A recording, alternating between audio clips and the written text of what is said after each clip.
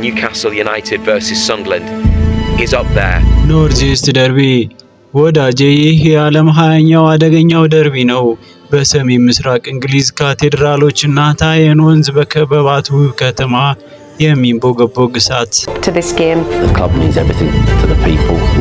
ይህቺ ውብ የሜትሮፖሊታን ከተማ በሁለተኛው ክፍለ ዘመን ትመስረት እንጂ የነዋሪዎች ቁጥር 500 ሺዎችን አይደርስም። 307565 ብቻ ነዋሪዎች።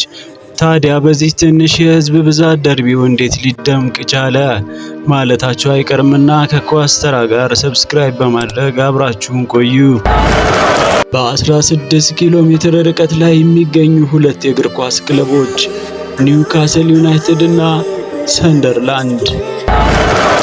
በ1980ዎቹ በከተማዋ ስታንሊ ክሪኬት ክለብ ባይከርስ የተባለ ዝነኛ ቡድን ነበር። ቆይቶም በ82 ኒውካስል ኢስት ኤንድ ኤፍሲ ብለው ስሙን ቀየሩ። ይህም አጋጣሚ በኒውካስል ምስራቅና ምዕራብ ተብለው ሁለት የእግር ኳስ ቡድኖችን ከፈለ። በዚህ አጠራር ለ12 ዓመታት ቢዘልቁም ሁለቱ ወደ አንድ መጥተው ከተማዋን ይወክሉ ዘንድ በ1892 ኒውካስል ዩናይትድ ብለው በሰየሙት አንድ ትልቅ ክለብ ለመመስረት ተስማሙ። በሌላኛው የከተማይቱ ክፍል ሰንደርላንድ ጄምስ አለን የተባለ አስተማሪ በ79 ዓመተ ምህረት ሰንደርላንድ እና ዲስትሪክት ቲቸር ኤኤፍሲ የተባለ ቡድን ከአጋሮቹ ጋር ነበረው። እስከ 80ም እንደ እግር ኳስ ክለብ አልተቋቋመም ነበር። ቢሆንም ኒውካስል ቀድሞ የመመስረት የታሪክ ሽሚያ ላይ ቀደምት ሆነው ይጠራሉ። የዚህ ሁሉ ፉክክር መንስኤ ግን በዘመናዊ ዘመን የእንግሊዝ መስፋፋት የእንግሊዝ ሲቪል ዋር አካባቢ ፕሮቴስታንት በኒውካስል ነጋዴዎችና የንጉሳውያን ቤተሰቦች የበላይ በሆነበት ጊዜ ይነሳል። ሁለተኛው ቅራኔ በያዕቆቢዝም በተባለ የፖለቲካ አስተሳሰብ ድጋሚ መቃቀር ገባቸው። ጊዜውም የመሳፍንታት ነበርና የጀርመኑ ንጉስ ሃኖቨርስ ኒውካስልን ሲደግፍ የስኮትላንዱ ስቲዋርትሰን ሰንደርላንድን ደገፈ። ይህም በፖለቲካ የታሸ ሌላኛው ፍጥጫ ሆነ።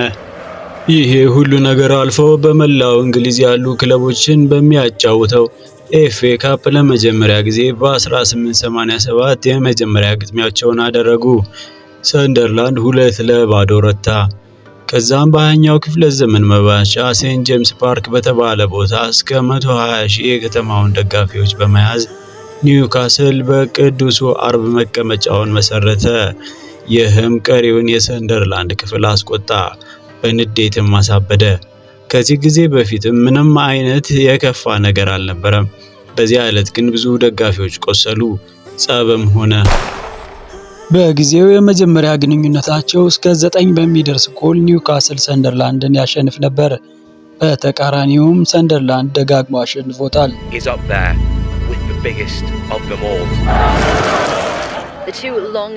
በ1997 ሰንደርላንድ 24 ሚሊዮን ዩሮ በማውጣት 49,000 ደጋፊዎችን የሚይዝ በእንግሊዝ ካሉ ጠቅላላ ስቴዲየሞች 9ኛ ደረጃ ያለውን ስቴዲየም አስመረቀ።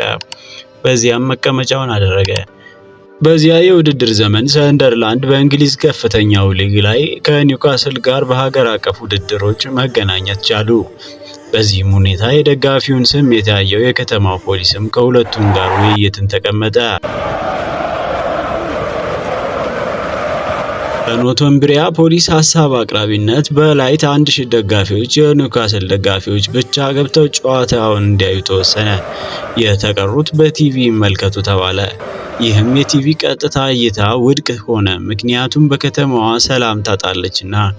በጊዜው የኒውካስል ስራ አስፈጻሚ ይህን ያደረገው ሰንደርላንድን ውቀሱ ሲሉ ተሰሙ። ከዚህ ጨዋታም በኋላ ሴንት ጄምስ ፓርክ ያንኑ ተግባር አደረገ። እግር ኳስ ዘመናዊ የሆነ በመጣበት 21ኛው ክፍለ ዘመን ፍጥጫቸው ተጠናክሮ ቀጠለ። ከመለያቸው ጀምሮ የሚቀራረቡት ሁለቱ ቡድኖች ኒውካስል ጥቁር በነጭ ቀለም ሲለብስ፣ ተቃራኒው ሰንደርላንድ ቀይ በነጭ አድርጎ ለጨዋታ ይቀርባል። ይህም ጥቋቁርና ነጭ ማሊያዎቹ ማግፓይስ የሚለውን ተቀጽላ ለኒውካስል ሲያስገኝ፣ ሰንደርላንድ ጥቋቁር ድመቶች ብለው ራሳቸውን መጥራት ይቀናቸዋል።